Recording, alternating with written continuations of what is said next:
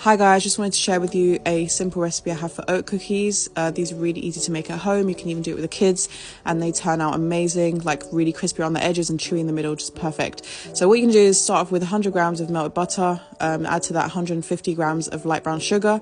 You're going to cream that together really well. You don't need a hand mixer, you can just use a spatula for this.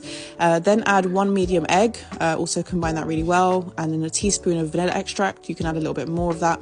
And then also 100 grams of plain flour and then 125 grams of oats. Combine that really well to make a little dough.